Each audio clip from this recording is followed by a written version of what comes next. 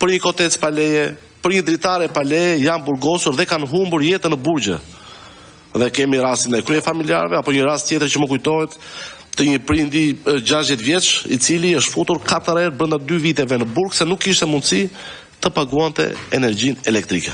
Ju ndjeni dhe një përgjegjësi që ndoshta dhe se në fakt ju jeni referuar kodit, por që me këto kërkesë masash dhe me këtë mbi popullim burgjesh, sepse dua ta theksoj institucionin që kërkon masën e sigurisë në gjykat, jeni ju, pra është prokuroria. A ndjeni dhe ju përgjegjës që keni kontribuar në ndërtimin e këtij shteti represiv që sot godet në mënyrë kriminale në vlerësimin tim më të pambrojturit. Sot besoj edhe në rastin e thethit apo jo, për një bujtim pa leje që të cilat gjithashtu janë nxitur nga kjo qeveri dhe këto janë komente politike. Ju Zoti Blushi, sigurisht po dua të flas, zoti kryetar. Ne jemi në një komision që duhet të flasim për njerëzit. Po për njerëzit, po këto janë shqetësime të cilat kemi përpara prokurorin e përgjithshëm për të raportuar për gjendjen e kriminalitetit. Jo për konsiderata politike. Lutem pyetje. Nuk është konsiderata politike. Është një seancë plenare e ke gjithë drejtë. Dhe fakti është tjetër që ju me të drejtën këtë raport konstatoni rritje tronditje të vrasjeve, rritje të kriminalitetit, rritje të korrupsionit. U krenuat që keni kërkuar arrest me burg për 3078 persona, pra që dhe ky fakt shkon në logjikën e argumentit tim, pra që ndoshta dhe ju po i kontriboni këtij shteti, a ndjeni dhe ju përgjegjës pra atë paralajmërim që ju sapo bët në hyrjet e këtij komisioni, pra rreziku i një shteti represiv.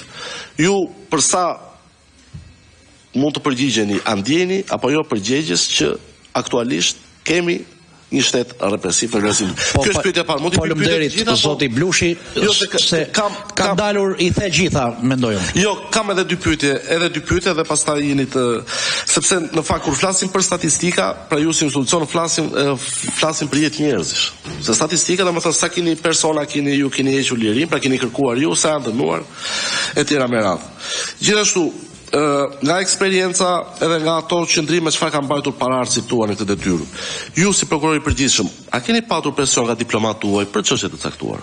Sepse kemi patur rastin e një prokurori i përgjithshëm i cili publikisht ka deklaruar që po në zyrën time ka ardhur një X diplomat dhe më ka bërë presion për një çështje të caktuar. Ju si krye prokuror, a keni presion nga diplomatë tuaj dhe nga politika? Sepse në veprimin tuaj mund të konstatoni dhe shumë nga të afërmit e qoftë deputetëve apo të ministrave apo nuk e di unë se ka a ndjeni presion në detyrën tuaj.